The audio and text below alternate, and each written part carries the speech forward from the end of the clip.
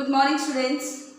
बेटे आज की वीडियो में हम डिस्कस करेंगे different type of the biomes and the environmental factor. तो majorly there are two factors, that is temperature and precipitation और we can say rainfall. Temperature और रेनफॉल के बिहाफ पे बेटा हमने क्या किया था कि अर्थ को डिफरेंट हमने क्लाइमेटिक जोन के अंदर क्लाइमेटिक जोन में डिवाइड कर दिया था। जो आपको इकोलॉजी की प्रीवियस वीडियो मिली थी उसमें हमने क्या देखा था कि अर्थ के हमने 4 to 5 क्लाइमेटिक जोन बनाए थे, ट्रॉपिकल, सब tropical, temperate and Arctic region. ठीक है, जैसे जैसे हम अल्टीट्यूडनल और लैटिट्यूडनली इंक्रीज करते जाते हैं टेम्परेचर है वो डिक्रीज डाउन कर जाएगा और टेम्परेचर के साथ साथ में जो एनुअल प्रेसिपिटेशन है वो भी डिफरेंट हो जाती है। तो इन डिफरेंट क्लाइमेटिक जोन्स में डिफरेंट टाइप्स के हमें क्या देखने को मिलते हैं, डिफरेंट टाइप्स के बायोम्स मिलते हैं और इन बायोम्स में जो एनुअल रेनफॉल और एनुअल टेम्परेचर है वो डिफरेंट होता है और इन्हीं मेन दो फैक्टर हैं एनुअल प्रेसिपिटेशन और टेम्परेचर, जिनके ब्याह पर डिफरेंट बायोम्स बने हैं। तो आप ये डायग्राम में देख रहे हैं कि हमने अलग टाइप के डायग्राम क्लास में डिफरेंट टाइप्स के बायोम्स बना रखे हैं। हमने एक्स एक्सिस पे ले रखा है मीन एनुअल प्रेसिपिटेशन और वाई एक्सिस पे ले रखा है मीन एनुअल टेम्परेचर। ठीक है, तो यहाँ पे क्या देख रहे हैं आप, आर्कटिक और एल्टीट्यूडनल टुंड्रा जहाँ पे टेम्परेचर 0 डिग्री या बिलो 0 भी हो सकता है। ठीक है, इसके बाद ये वाला जो रीजन है जहाँ पे प्रेसिपिटेशन है वो अप्रोक्सीमेटली 200 तक पहुंच जाती है और 100 से शुरू होती है। यहाँ पे टेम्परेचर है वो मोर और लेस 15 से 20 के बीच में मिलता है। ये कौन सा था बेटे, कोनिफरस फॉरेस्ट। ठीक है, ये वाले जो रीजन होते हैं जहाँ पे सबसे ज़्यादा मैक्सिमम बायोडाइवर्सिटी मिलती है वो होते हैं ट्रॉपिकल फॉरेस्ट। ट्रॉपिकल फॉरेस्ट में सबसे ज़्यादा प्रेसिपिटेशन देखने को मिलती है और यहाँ पे मोर और लेस जो टेम्परेचर है वो कॉन्स्टेंट रहता है।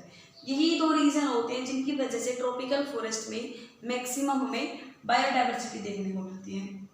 सेकेंड बेटा नेक्स्ट क्या आता है हमारे डिसीडियस फॉरेस्ट। ठीक है, डिसीडियस फॉरेस्ट ये वाला पोर्शन है और ये वाला रीजन जहाँ पे एनुअल रेनफॉल 100 की रेंज में मिलती है और 15 से लेके 30 तक का टेम्परेचर वेरी कर सकता है। ये वाला ग्रासलैंड रीजन है और जो डेजर्ट रीजन आता है वो देखेंगे सबसे मिनिमम प्रेसिपिटेशन 0 से 50 के बीच के जो लाई करते हैं वो होते हैं डेजर्ट। तो मतलब डेजर्ट वाले जो बायोम है वहाँ पे सबसे मेजर फैक्टर क्या होता है कि यहाँ पे एनुअल रेनफॉल है वो सबसे कम, वो सबसे मिनिमम हमें देखने को मिलती है। उस पार्ट को हमने किस में डिवाइड किया है, डेजर्ट के अंदर डिस्क्राइब किया है। ठीक है, इसके बाद हम स्टडी करेंगे किसके बारे में, हम एनवायरमेंटल फैक्टर के बारे में।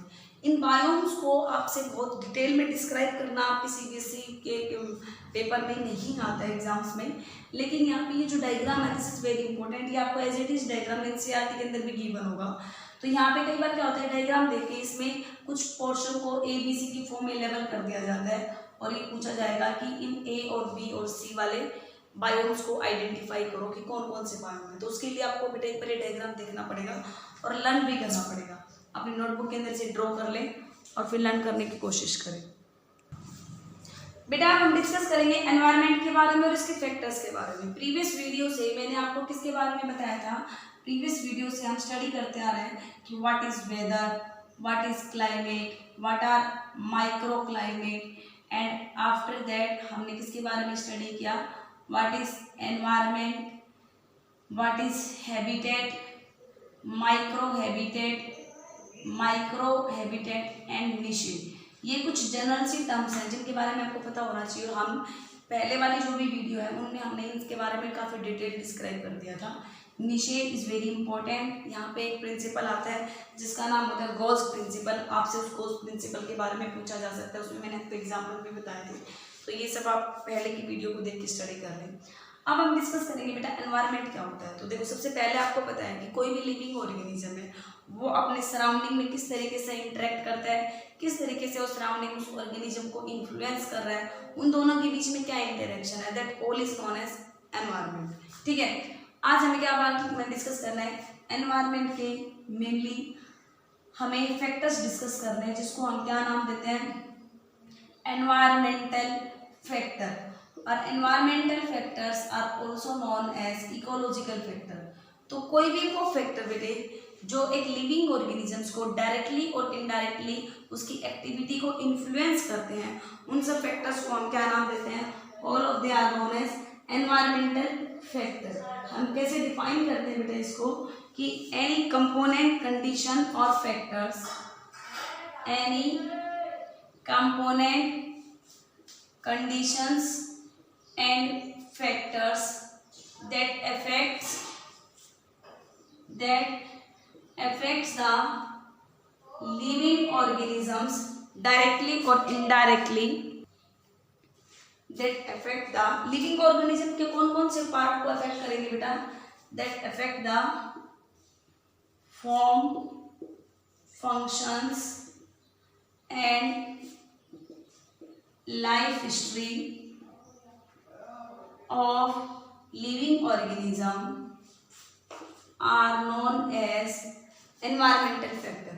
mainly environmental factor है, mainly environmental factor दो टाइप के होते हैं, एक आता है बायोटिक एनवायरमेंटल फैक्टर और एक आता है एबायोटिक एनवायरमेंटल फैक्टर। ठीक है, तो सबसे पहले हम डिस्कस करेंगे एबायोटिक एनवायरमेंटल फैक्टर के बारे में। बेटा एबायोटिक एनवायरमेंटल फैक्टर्स को मेनली हम तीन कैटेगरी के अंदर डिवाइड करते हैं, एटमॉस्फेरिक, एडेफिक एंड टोपोग्राफिक। इसको हम मेनली तीन कंडीशन में डिवाइड करते हैं, एटमॉस्फेरिक, एडेफिक एंड टोपोग्राफिक। इनमें से तीनों के बारे में डिस्कस करेंगे one by one. Atmospheric factor कौन से? तो इसमें से जो एटमॉस्फेरिक फैक्टर है वो एटमॉस्फेयर की कोई भी कंडीशन जैसे कि लाइट, विंड, टेम्परेचर, इनसे रिलेटेड। और एडेफिक फैक्टर किससे रिलेट करता है? It relates to soil, soil के फॉर्म, सोयल के टेक्सचर, सोयल के स्ट्रक्चर, इनके बारे में। और जो टोपोग्राफी है वो किससे रिलेट करता है? It relates to the slope, altitude, latitudinal, मतलब सारे के सारे सरफेस ऑफ अर्थ के जो बिहेवियर होते हैं they all relate to the topographic factor. Next इसके जो बायोटिक फैक्टर है उसके अंदर सारे के सारे लिविंग ऑर्गेनिजम्स आते हैं, वेदर दे आर प्लांट और एनिमल्स और माइक्रो ऑर्गेनिज्म। अब वो लिविंग ऑर्गेनिज्म आपस में किस तरीके से एक दूसरे के साथ में इंटरेक्ट करते हैं, तो उनके बहुत सारे टाइप के इंटरेक्शन है, जैसे कि कंपटीशन हो गया, म्यूचुअलिज्म हो गया, mutualism, symbiotic association, symbiotic, commensalism, amensalism, all of these are the different type of the interaction which one living organism share with the other living organism. So first of all let's study from the abiotic factor. तो बेटा first abiotic environmental factor जो हम discuss करेंगे that is about the temperature. तो what is temperature? Temperature क्या होता है? किसी भी एक सब्सटेंस की जो हॉटनेस और कोल्डनेस की जो डिग्री होती है, जो ये डिफाइन करे whether the substance will lose the heat or gain the heat, that degree of hotness or coldness of a substance is known as temperature. अब टेम्परेचर के बिहाफ पे ऑर्गेनिजम्स को कई सारे तरीके से डिवाइड किया गया है। देखो फर्स्ट ऑफ ऑल आते हैं स्टीनोथर्मल, ठीक है, दूसरे आते हैं यूरीथर्मल। स्टीनोथर्मल ऑर्गेनिज्म ऐसे होते हैं जो बहुत ही नैरो रेंज ऑफ टेम्परेचर को टॉलरेट कर सकते हैं, उनको हम कहते हैं स्टीनोथर्मल। और जो वाइड रेंज ऑफ टेम्परेचर को टॉलरेट, तो कैसे डिफाइन करेंगे टेम्परेचर को? The degree of hotness and coldness, the degree of hotness and coldness that determine hotness and coldness that determine, जो क्या डिटरमाइन करती है? that determine whether a substance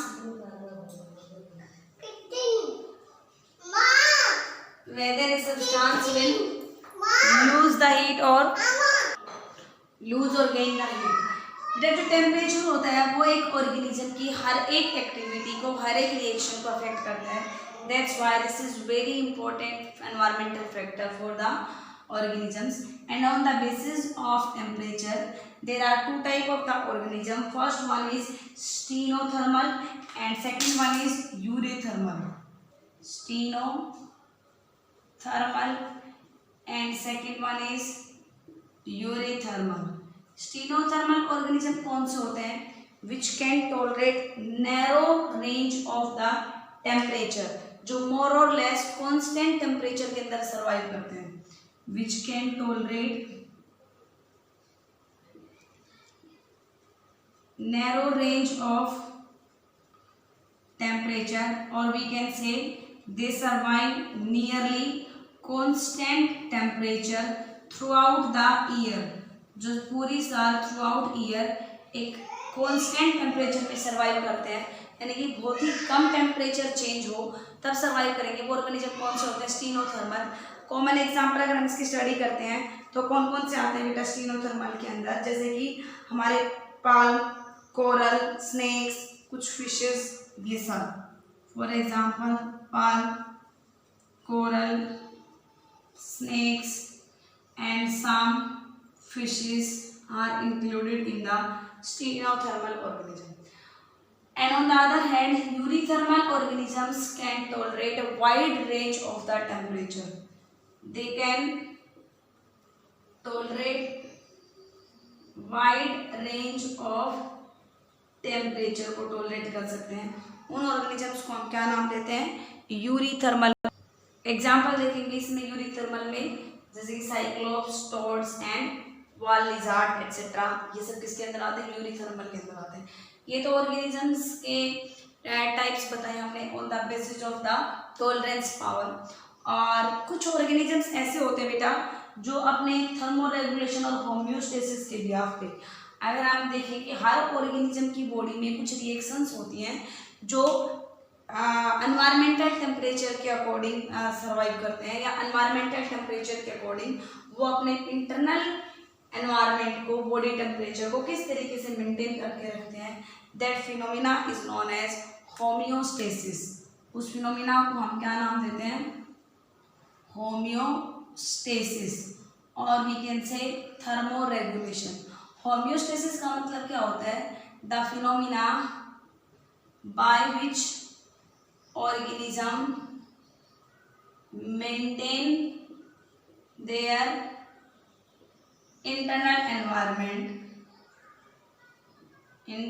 environment temperature according to the surrounding। उस phenomena को हम नाम देंगे homeostasis. अब होम्योस्टेसिस के अकॉर्डिंग कुछ ऑर्गेनिज्म ऐसे होते हैं जो अपने एनवायरनमेंट के अकॉर्डिंग अपने बॉडी के टेम्परेचर को भी चेंज कर लेते हैं, उनको हम नाम देते हैं एक्टोथर्म्स। और कुछ ऑर्गेनिज्म ऐसे होते हैं जिनका बॉडी का टेम्परेचर कांस्टेंट रहे, वो अपनी बॉडी के अंदर कुछ फिजियोलॉजिकल एक्टिविटी करते हैं जिनकी वजह से वो एनवायरनमेंट के सराउंडिंग के टेम्परेचर को अकॉर्डिंग कोप अप करते हैं। उन ऑर्गेनिजम्स को हम क्या नाम देंगे? एंडोथर्म्स। ठीक है। एक्टोथर्म्स को दूसरा नाम दिया जाता है कोल्ड ब्लडेड एनिमल।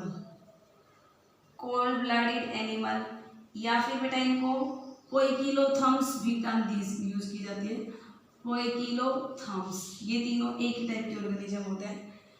एंडोथर्म्स को वार्म ब्लडेड एनिमल, और we can say they are also known as homeotherms. तीनों का मतलब एक ही है। थोड़ा सा डिटेल में डिस्क्राइब करते हैं। एक्टोथर्म्स ऑर्गेनिज्म कौन से होते हैं? The organisms which can change their body temperature according to the surrounding, और we can say surrounding का changing temperature है उसके अकॉर्डिंग वो एडजस्ट हो जाते हैं। इनका कांस्टेंट बॉडी टेम्परेचर नहीं होता, लेकिन जो एंडोथर्म्स होते हैं they have constant body temperature. उनका बॉडी का टेम्परेचर क्या रहेगा? कांस्टेंट रहेगा। अगर आप लोग हमारे अंदर बात करते हैं ह्यूमन बींग्स में, तो हमारी बॉडी का टेम्परेचर 37 डिग्री सेल्सियस ही रहता है, चाहे गर्मी हो, चाहे सर्दी हो, चाहे टेम्परेचर 2 डिग्री हो और चाहे टेम्परेचर 40 डिग्री हो। हमारा टेम्परेचर कितना रहेगा बॉडी का? 37 डिग्री रहेगा। वो बात अलग है कि हमारे अंदर कुछ फिजियोलॉजिकल एक्टिविटी होनी शुरू हो जाती है, जैसे कि बहुत ठंड के अंदर शिवरिंग शुरू होती है, बहुत ज़्यादा गर्मी के अंदर स्वेटिंग शुरू होती है, वो सब किस लिए होती है, हमारी बॉडी के टेम्परेचर को नॉर्मल रखने के लिए ये प्रोसेस शुरू होती है। और बेटा जो एक्टोथर्म्स होते हैं ये क्या करते हैं, they spend less energy to maintain their body temperature, they spend less energy to maintain their body temperature. Mostly ये क्या यूज करते हैं, they use the environmental heat to regulate, किसको रेगुलेट करने के लिए, to regulate the body temperature, ठीक है ना। अच्छा, इसी वजह से जो कॉम्प्लेक्स ऑर्गेनिज्म होते हैं वो जनरली एंडोथर्म्स मिलते हैं, और जो सिंपल ऑर्गेनिज्म होते हैं वो एक्टोथर्म्स मिलते हैं, क्योंकि एंडोथर्म्स ऑर्गेनिजम्स के अंदर मेटाबॉलिक रेट काफ़ी हाई मिलेगा। और इनका मेटाबॉलिक रेट हाई क्यों होता है बेटा, क्योंकि इनको ज़्यादा एनर्जी की रिक्वायरमेंट होती है अपनी बॉडी के टेम्परेचर को कांस्टेंट मेंटेन करने के लिए। हालांकि जो एक्टोथर्म्स होते हैं इनके केस में भी बहुत हाई और वेरी लो टेम्परेचर दोनों ही हार्मफुल हो जाते हैं, इसलिए ऑर्गेनिज्म अपने बिहेवियर में कुछ चेंजेस शो करते हैं। किस तरीके के, जैसे कि कुछ लिजार्ड्स होती हैं जो सन को बास्क करती हैं, हीट बास्क करने के लिए वो धूप में आ जाती हैं, सन बास्क जिसे कहते हैं, वो भी किस लिए आती है, ये बहुत कोल्ड डेज में, बहुत ही विंटर के अंदर होता है, ताकि अपने बॉडी टेम्परेचर को ये रेगुलेट करके रख सकें। कुछ ऑर्गेनिज्म ऐसे होते हैं जो एक्सट्रीम ठंड में क्या करते हैं, इनएक्टिव कंडीशन के आ जाते हैं और अंडरग्राउंड हो जाते हैं, उनको हम कहते हैं हाइबरनेशन। और एक प्रोसेस आती है एस्टाइवेशन। हाइबरनेशन विंटर कंडीशन में की जाती है, इसलिए हम इसको विंटर स्लीप कहते हैं, और एस्टाइवेशन को हम समर स्लीप कहते हैं, ठीक है ना। आप लोग फॉर एग्जांपल मैं फ्रॉग का लेते हैं, रेनी सीजन में हम अपने आसपास में बहुत सारे फ्रॉग देखने को मिलते हैं, लेकिन बहुत ज़्यादा ठंड का टेम्परेचर होता है, यानी कि बहुत विंटर में जब फॉग होती है उस टाइम पे हमें कहीं फ्रॉग नहीं दिखते हैं। उस टाइम पे वो फ्रॉग अपने आप को बरो कर लेते हैं, अर्थ के नीचे छुपा लेते हैं, इनएक्टिव फॉर्म के अंदर आ जाते हैं, that is known as winter sleep और हाइबरनेशन। बहुत गर्मी के टेम्परेचर में भी, बहुत हाई टेम्परेचर होता है तब भी हमें नहीं दिखते हैं, तो भी वो बिलो ग्राउंड चले जाते हैं, इनएक्टिव कंडीशन में आ जाते हैं टेम्परेरी टाइम के लिए, दैट इज नोन एज एस्टाइवेशन और समर स्लीप। इस तरीके से जो एक्टोथर्म्स ऑर्गेनिज्म है वो भी अपने बिहेवियर में चेंज शो करते हैं एनवायरमेंटल कंडीशन के एक्सट्रीम हाई और एक्सट्रीम लो टेम्परेचर से क्या करने के लिए, बचने के लिए, they show some behavioural changes, ठीक है ना। ये एस्टाइवेशन, हाइबरनेशन और सन बास्क हीट को करना, हीट को गेन करना, all of these are the behavioural changes.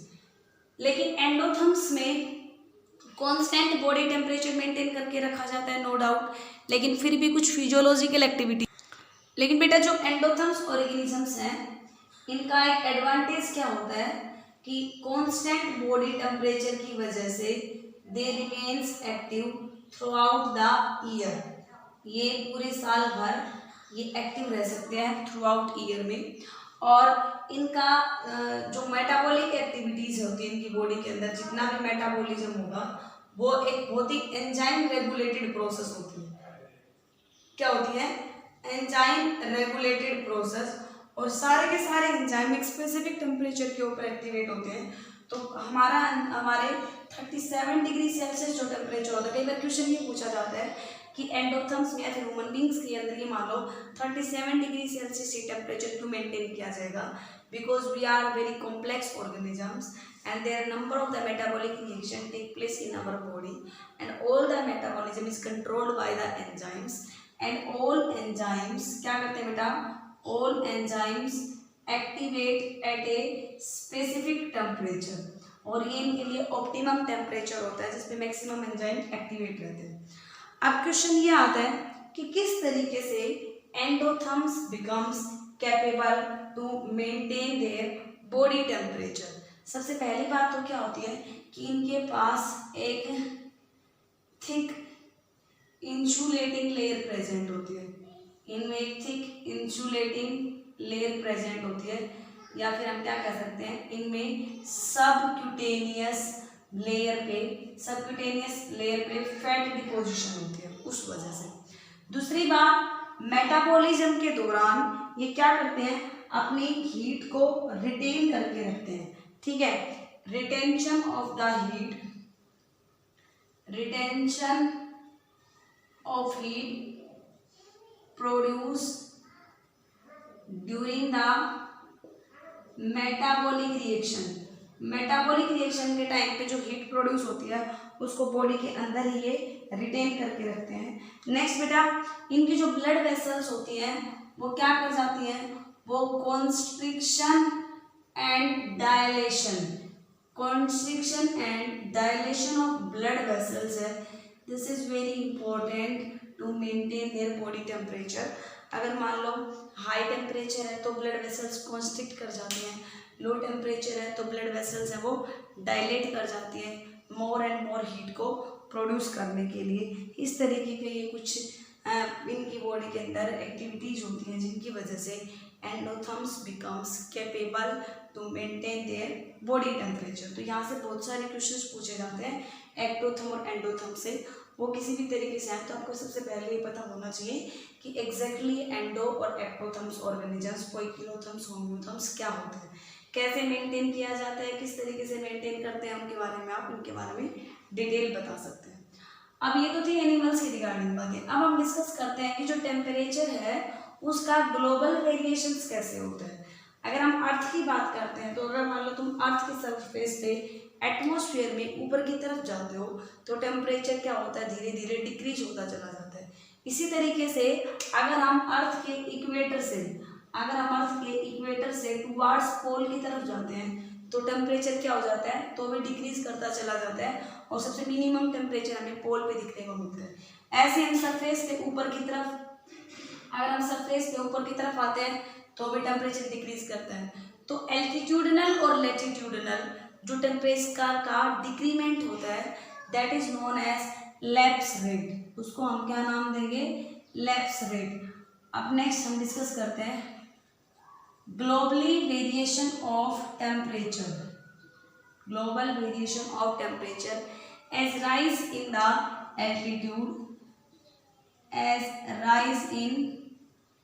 Altitude, और लैटिट्यूड, दोनों के राइज होने में टेम्परेचर क्या करता है बेटा, temperature gets decreases and this is known as, इसको हम क्या नाम देंगे, this is known as lapse rate. और लैप्स रेट की अगर वैल्यू पूछी जाए तो स्पेसिफिक वैल्यू, अगर हम 1 डिग्री चेंज इन लैटिट्यूड और we can say 90 metre rise in altitude, ये चेंज होने की वजह से 1 डिग्री फ़ारेनहाइट का जो टेम्परेचर है दैट गेट डिक्रीजेस, क्या करेगा, that get decrease and this is called lapse rate. कि चाहे हम लैटिट्यूडनली चाहे हम एल्टीट्यूडनली क्या कर जाए, मूव करते हैं तो टेम्परेचर डिक्रीज करता चला जाता है। ठीक है, इसी तरीके से अगर हम बात करें 100 मीटर एल्टीट्यूड इंक्रीज होने की वजह से क्या होता है बेटा, 6.5 डिग्री सेल्सियस टेम्परेचर है वो डिग्री 100 नहीं 1000 मीटर लैटिट्यूड चेंज होने की वजह से 6.5 मीटर क्या हो जाता है, इसका टेम्परेचर डिक्रीज हो जाएगा, latitude altitude. 1000 metre increase in the altitude there will be decrement of the 6.5 degree Celsius temperature. 1 degree changement होने की वजह से 1 डिग्री फ़ारेनहाइट टेम्परेचर डिक्रीज कर जाता है। तो इसका मतलब क्या है, देखो हम ऊपर की तरफ मूव करते हैं पोल्स की तरफ तो टेम्परेचर डिक्रीज करता चला जाता है। और इसी वजह से मैंने आपको क्या बताया था, हमारे अर्थ के बहुत सारे क्लाइमेटिक जोन्स हैं, इसको हमने ट्रॉपिकल नाम दिया, इसको सब ट्रॉपिकल रीजन, इसको टेम्परेट रीजन और इसको हमने आर्कटिक रीजन नाम दिया। ये क्यों हुआ, क्योंकि as we move towards the pole the temperature will decreases. 1 degree change होने की वजह से 1 डिग्री फ़ारेनहाइट क्या हो रहा है, टेम्परेचर डिक्रीज कर रहा है। और इसी टेम्परेचर के चेंज होने के कारण प्रेसिपिटेशन भी चेंज होती है और इस वजह से क्लाइमेट चेंज होता चला जाएगा। तो अलग अलग जोन बन जाते हैं अर्थ के, उन जोन में अलग अलग टाइप के फ्लोरा मतलब प्लांट्स और फ्यूना मिलते हैं। फ्यूना मतलब एनिमल्स, कुछ एनिमल्स ऐसे होते हैं, कुछ प्लांट ऐसे होते हैं जो हाई हाँ, रेनफॉल वाले एरिया में मिलेंगे, कुछ डेजर्ट वाले एरिया के अंदर मिलते हैं, तो इस वजह से इनके बायोम्स बन जाते हैं हमारे क्लाइमेटिक जोन्स के अकॉर्डिंग। ठीक है, अब बेटा हम डिस्कस करेंगे कि टेम्परेचर के ही अकॉर्डिंग बहुत सारे टाइप्स के प्लांट्स होते हैं, बहुत सारे टाइप के एनिमल्स होते हैं। अब जितने भी लिविंग ऑर्गेनिजम्स हैं, उन लिविंग ऑर्गेनिजम्स की किस तरीके से टेम्परेचर का इफेक्ट होता है। Next we will discuss about the effects of temperature on the living organism. Temperature की वजह से क्या क्या चेंजमेंट होते हैं। देखो, सब बच्चों को पता है कि मेटाबॉलिज्म है that is a enzyme regulated process and all the enzymes will activate at a specific temperature. अगर हम बहुत हाई टेम्परेचर हो जाए बॉडी का या एनवायरनमेंट का, तो भी हमारे क्या होंगे, एंजाइम्स इनएक्टिवेट होंगे। अब मैंने बताया कि हमारे टॉलरेंस पावर इतनी है कि सपोज करो हम मैक्सिमम 50 डिग्री सेल्सियस तक का टेम्परेचर टॉलरेट कर सकते हैं, वो भी बहुत मुश्किल हो जाता है। आप लोग देखते हैं कि समर के अंदर 44-45 डिग्री टेम्परेचर मैक्सिमम जाता है, जिसमें हालत खराब हो जाती है। अब ऐसा तो नहीं है कि हम 100 डिग्री सेल्सियस टेम्परेचर के ऊपर सर्वाइव कर सकें। कुछ एरिया ऐसे होते हैं अर्थ के, जैसे कि हाइड्रोथर्मल वेंट, वहाँ पे टेम्परेचर वाकई में 100 डिग्री सेल्सियस से ज़्यादा मिलता है, बट हम सर्वाइव नहीं कर सकते इतने टेम्परेचर के ऊपर, except some organism like archaeobacteria जो सर्वाइव कर सकते हैं, अदरवाइज कोई लिविंग ऑर्गेनिज्म सर्वाइव नहीं कर सकता। ऐसे मेटाबॉलिज्म की वजह से जिसमें एंजाइम्स बहुत लो टेम्परेचर पे और बहुत हाई टेम्परेचर पे इनएक्टिवेट हो जाएंगे, और अगर एंजाइम इनएक्टिवेट हो गए तो बॉडी की सारी प्रोसेस रुक जाती है। ग्रोथ वो भी एक स्पेसिफिक टेम्परेचर के ऊपर होती है। हम बात करते हैं सीजनल पीरियोडिसिटी और डेली रूटीन पीरियोडिसिटी, कि रात के टाइम पे टेम्परेचर लो हो जाता है, दिन के टाइम पे टेम्परेचर हाई रहता है, तो इस वजह से डाययूरेनल जो पैटर्न होता है स्टैब्लिश, वो भी टेम्परेचर की वजह से होता है। बहुत सारे प्लांट में फ्लावरिंग को स्टिमुलेट करने के लिए उनको कोल्ड ट्रीटमेंट दिया जाता है। कुछ प्लांट ऐसे होते हैं जिनको 400 आवर्स का कोल्ड ड्यूरेशन चाहिए फ्लावरिंग को स्टिमुलेट करने के लिए, कुछ एक में इससे ज़्यादा चाहिए, कुछ एक में स्पेसिफिक टेम्परेचर चाहिए। 17 डिग्री सेल्सियस से लेके 25 डिग्री सेल्सियस का जो टेम्परेचर होता है वो वीट के अंदर सूटेबल होता है फ्लावरिंग को स्टिमुलेट करने के लिए। ऐसे नेक्स्ट पिगमेंटेशन, आप लोगों को पता है कि जो बहुत वार्म एरिया में रहने वाले ऑर्गेनिजम्स होते हैं या ह्यूमन बींग्स, उनका स्किन का कलर डार्क हो जाता है as compare to cold areas people. जो लोग कोल्ड एरियाज में रहते हैं वो फेयर कलर के मिलते हैं, उनकी बॉडी के अंदर मेलानिन पिगमेंट है वो कम बनता है as compare to hot areas regions. तो बेटा effect of temperature 1 by 1 study करते हैं हम। सबसे पहले टेम्परेचर किसको इफेक्ट करता है, मेटाबॉलिज्म को। ठीक है, तो बेटा मेटाबॉलिज्म क्या होता है, it is highly enzyme controlled process, enzymes controlled process, so and enzymes get activate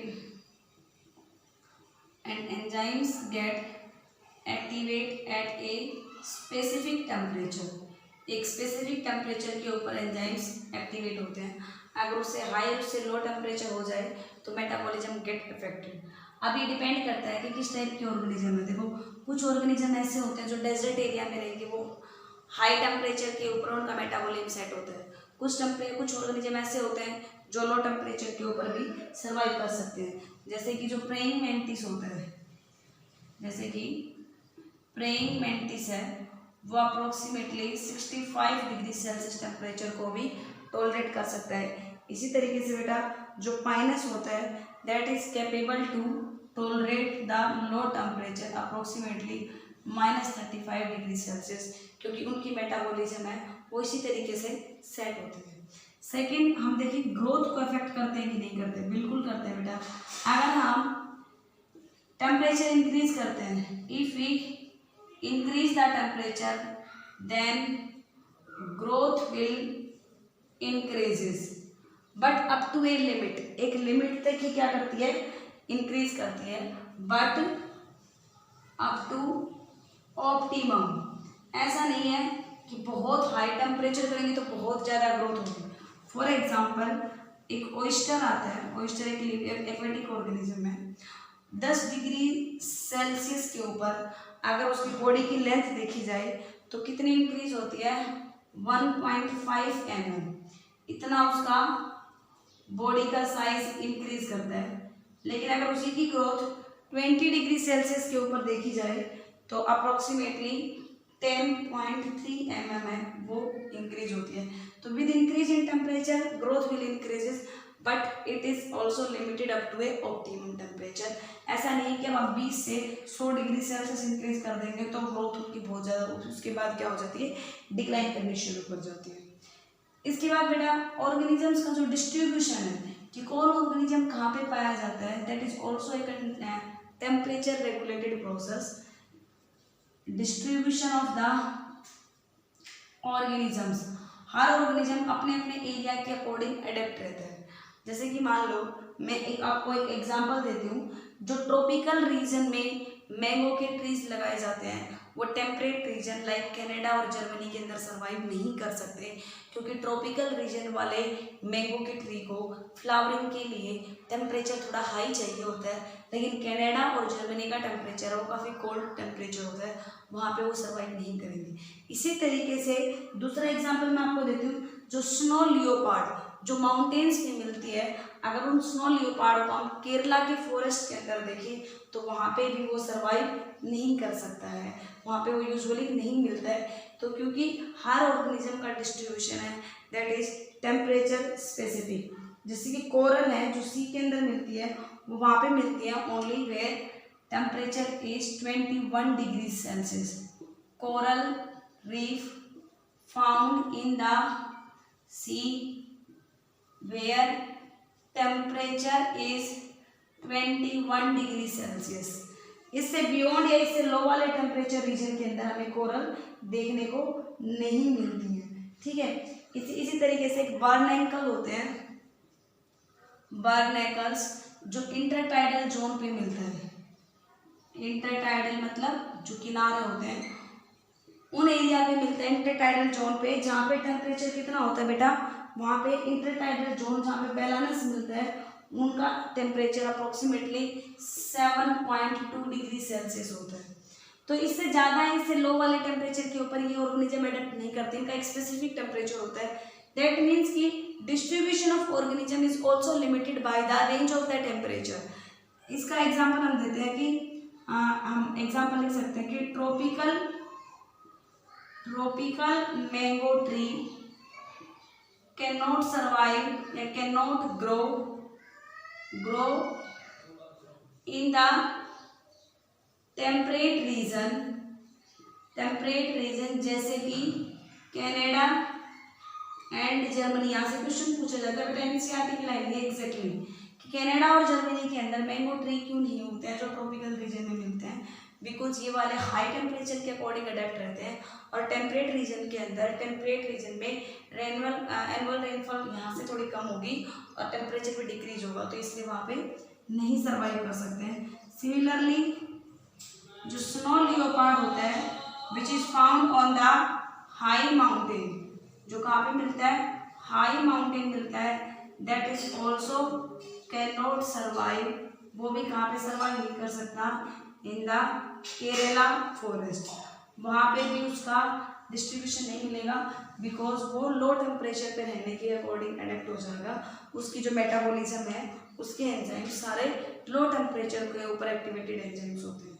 तो that's why we can say the distribution of the different kind of organism is also depend on the range of the temperature, कि वो कौन से temperature के ऊपर survive कर रहे हैं। सिमिलरली नेक्स्ट प्रोसेस अगर हम देखें लिविंग ऑर्गेनिजम्स की कौन सी इफेक्ट होती है, तो वो हम देखते हैं पिगमेंटेशन। फोर्थ क्या आता है बेटा, पिगमेंटेशन। पिगमेंटेशन का मतलब क्या होता है कि हमारी बॉडी के अंदर जो मिलेनोसाइट सेल्स होती है वो मिलानिन पिगमेंट शो करती हैं। तो हाई टेम्परेचर पे जो ऑर्गेनिज्म सर्वाइव करेंगे उनके अंदर मोर मेलानिन की प्रोडक्शन होगी और मोर मेलानिन की वजह से उनका डार्क स्किन कलर हो जाता है। दूसरे ऑर्गेनिज्म जो लो टेम्परेचर पे सर्वाइव कर रहे हैं उनके अंदर मेलानिन बहुत ही लेस अमाउंट में मिलेगा और इस वजह से उनका स्किन का कलर है फेयर मिलता है as compare to the people which are living at high. ये क्या बताया आपको बेटा कि टेम्परेचर के अकॉर्डिंग उनकी बॉडी में पिगमेंटेशन होती है, and this is called Gloger's rule. Gloger's rule क्या कहता है कि high temperature will induce more pigmentation in the body of the organisms. Next हम देखिए बेटा, नेक्स्ट अगर डिस्कस करते हैं तो ऑर्गेनिजम्स के बिहेवियर, ये बिहेवियर पैटर्न को भी चेंज करती है। जैसे कि स्नेक में और लिजार्ड के अंदर, स्नेक में और लिजार्ड में जो लो टेम्परेचर होता है that will induce the sun basking, कि वो सन के अंदर आ जाते हैं, सनलाइट को, सन वार्मनेस को अब्जॉर्ब करने के लिए, ताकि अपनी बॉडी के टेम्परेचर को थोड़ा सा वो रेज कर सकें। तो इस तरीके से बिहेवियर पैटर्न भी इनका चेंज हो जाता है ऑर्गेनिज्म। इसके बाद बेटा कुछ इफेक्ट्स और देखेंगे ऑर्गेनिजम्स के, जो मैंने यहाँ पे लिखे हुए हैं। जैसे कि हमारे रिप्रोडक्शन वाले यूनिट को टेम्परेचर रेगुलेटेड प्रोसेस होती है कि गोनेड्स के मैच्योरेशन और एग का रिलीज होने वाली जो प्रोसेस है that is highly temperature specific. कुछ ऑर्गेनिजम्स में क्या होता है कि number of egg release will increase at the high temperature. For example grass hopper के अंदर जो 22 डिग्री सेल्सियस के ऊपर जितने एग रिलीज होते हैं उसके 20 टाइम्स मोर एग रिलीज होंगे at the 32 degree Celsius. So we can say कि when increase in the temperature the number of egg release will also increase, but all process happen up to a limited manner. Next है बेटा sex ratio. कुछ organism ऐसे होते हैं जिनके अंदर developing organism will be male और female, that is a temperature dependent phenomena. आप लोगों ने टर्टल, क्रोकोडाइल के बारे में भी सुना होगा, जिसमें हमने सेक्स डिटर्मिनेशन की प्रोसेस स्टडी की थी जेनेटिक्स में। ऐसे डेफनिया एक प्लांट होता है जिसमें हाई टेम्परेचर के ऊपर तो मेल प्रोड्यूस होते हैं और लो टेम्परेचर के ऊपर फीमेल प्रोड्यूस होते हैं, डेफनिया ऑर्गेनिज्म के अंदर नॉट प्लांट। देन मॉर्फोलॉजी को भी बेटा बहुत हद तक टेम्परेचर कंट्रोल करता है। जैसे कि जो organism warm blood warm area में जो रहते हैं, वार्म एरिया के जो एनिमल्स होते हैं उनमें बॉडी का साइज ज़्यादा लार्ज होता है as compare to cold areas animal. ठीक है, जो कोल्ड एरियाज वाले के बजाय वार्म एरियाज के पीपल है वो ज़्यादा बड़े साइज के मिलते हैं, इसको हम बोलते हैं प्रेग्नेंस रूल। और स्मॉल एक्सट्रीमिटीज मिलेंगी जो ऑर्गेनिजम्स वार्म एरिया में रहते हैं। स्मॉल एक्सट्रीमिटीज मतलब हमारे बॉडी के एक्सट्रीम एरियाज, जैसे कि लेग हो गई, हाथ हो गए, हमारे ईयर के पिन्नाज हो गए, टेल रीजन हो गई, ये एक्सट्रीमिटीज होती हैं, ये स्मॉलर होती हैं वार्म एरियाज के एनिमल्स में कोल्ड एरिया की बजाय। This is known as Allen's rule. एक बताया ब्रैगमैन्स रूल, एक बताया एलेंस रूल, एक आपको बताया था जॉर्डन्स रूल्स, ग्लोगर्स रूल, जो किसमें बताया था पिगमेंटेशन के अंदर, कि वार्म एरियाज के एनिमल्स में ज़्यादा पिगमेंटेशन होगा, मेलानिन होगा as compare to cold areas, जिनकी वजह से स्किन कलर फेयर देखने को मिलता है। तुमने क्या देखा, बहुत सारी प्रोसेस होती है बेटा जो टेम्परेचर के थ्रू रेगुलेट किए जाते हैं। तो इस तरीके से ये बहुत इंपॉर्टेंट एबायोटिक फैक्टर होता है, एनवायरमेंटल फैक्टर, जो हर लिविंग ऑर्गेनिजम्स को अफेक्ट करता है। इसके साथ साथ में एक आती है थर्मोपीरियोडिसिटी। थर्मोपीरियोडिसिटी का मतलब क्या होता है कि सीजन में चेंज आना और दिन और रात के बनना, ये भी टेम्परेचर रेगुलेटेड फिनोमिना होता है। अगर थर्मोपीरियोडिसिटी में एक आती है बेटा डाययूरेनल थर्मोपीरियोडिसिटी। डाययूरेनल थर्मोपीरियोडिसिटी में क्या देखते हैं कि नाइट के और डे के टेम्परेचर में बहुत ज़्यादा डिफरेंस होता है। सिमिलरली एक होती है सीजनल थर्मोपीरियोडिसिटी। अगर हम बात करते हैं विंटर की और समर की, तो आप देख सकते हैं कि दोनों के टेम्परेचर में कितना ज़्यादा डिफरेंस होता है और उसी के अकॉर्डिंग ऑर्गेनिजम्स की एक्टिविटी भी कंट्रोल की जाती है। तो this is all about the temperature and its effect on the different type of the living organism. आप स्टडी करें बेटा, नेक्स्ट वीडियो में हम दूसरा एनवायरमेंटल फैक्टर स्टडी करेंगे। थैंक यू बेटा।